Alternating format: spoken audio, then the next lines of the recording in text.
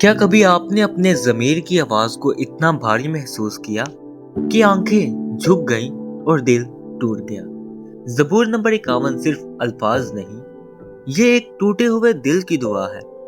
یہ وہ زبور ہے جو ہمیں سکھاتا ہے کہ جب انسان گناہ میں گر جائے تب بھی خدا کا رحم بند نہیں ہوتا۔ یہ توبہ کی صدا ہے، ایک فریاد، ایک چیخ جو آسمان تک پہنچتی ہے۔ آئیے سنتے ہیں زبور نمبر 51۔ اے خدا، اپنی شفقت کے مطابق مجھ پر رحم کر، اپنی رحمت کی کثرت کے مطابق میری خطائیں مٹا دے، میری بدی کو مجھ سے دھو ڈال اور میرے گناہ سے مجھے پاک کر، کیونکہ میں اپنی خطاؤں کو مانتا ہوں اور میرا گناہ ہمیشہ میرے سامنے ہے۔ میں نے فقط تیرا ہی گناہ کیا ہے اور وہ کام کیا ہے جو تیری نظر میں برا ہے، تاکہ تو اپنی باتوں میں راست ٹھہرے اور اپنی عدالت میں بے عیب رہے۔ دیکھ، میں نے بدی میں صورت پکڑی اور میں گناہ کی حالت میں ماں کے پیٹ میں پڑا۔ دیکھ، تو باطن کی سچائی پسند کرتا ہے اور باطن ہی میں مجھے دنائی سکھائے گا۔ زوفے سے مجھے صاف کر تو میں پاک ہوں گا، مجھے دھو اور میں برف سے زیادہ سفید ہوں گا۔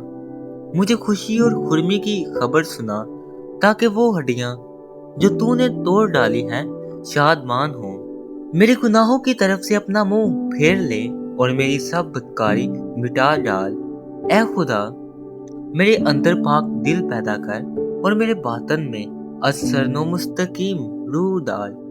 مجھے اپنے حضور سے خارج نہ کر اور اپنی پاک روح کو مجھ سے جدا نہ کر۔ اپنی نجات کی شادمانی مجھے پھر عنایت کر اور مستعد روح سے مجھے سنبھال۔ تب میں خطا کاروں کو تیری راہیں سکھاؤں گا اور گنہگار تیری طرف رجوع کریں گے۔ اے خدا، اے میرے نجات بخش خدا، مجھے خون کے جرم سے چھڑا، تو میری زبان تیری صداقت کا گیت گائے گی۔ اے خداوند، میرے ہونٹوں کو کھول دے تو میرے منہ سے تیری ستائش نکلے گی، کیونکہ قربانی میں تیری خوشنودی نہیں، ورنہ میں دیتا۔ سوکھنی قربانی سے تجھے کچھ خوشی نہیں۔ شکستہ روح خدا کی قربانی ہے۔ اے خدا، تو شکستہ اور خستہ دل کو حقیر نہ جانے گا۔ اپنے کرم سے صیون کے ساتھ بھلائی کر، یروشلم کی فصیل کو تعمیر کر۔ تب تو صداقت کی قربانیوں اور سوکھنی قربانی اور پوری سوکھنی قربانی سے خوش ہوگا، اور وہ تیرے مذبح پر بچھڑے چڑھائیں گے۔ آمین۔ خدا کو قربانی نہیں چاہیے، وہ ایک ٹوٹا ہوا اور پشیمان دل قبول کرتا ہے۔ اگر آج آپ بھی داؤد نبی کی طرح خاموشی میں رو رہے ہیں تو یاد رکھیں، خدا کا رحم آج بھی زندہ ہے۔ آئیں، اپنے دل کو اس کے حضور جھکا دیں، کیونکہ وہی ہے جو گناہ کو دھو کر روح کو پھر سے زندہ کر دیتا ہے۔ آمین۔ خدا آپ سب کو برکت دے۔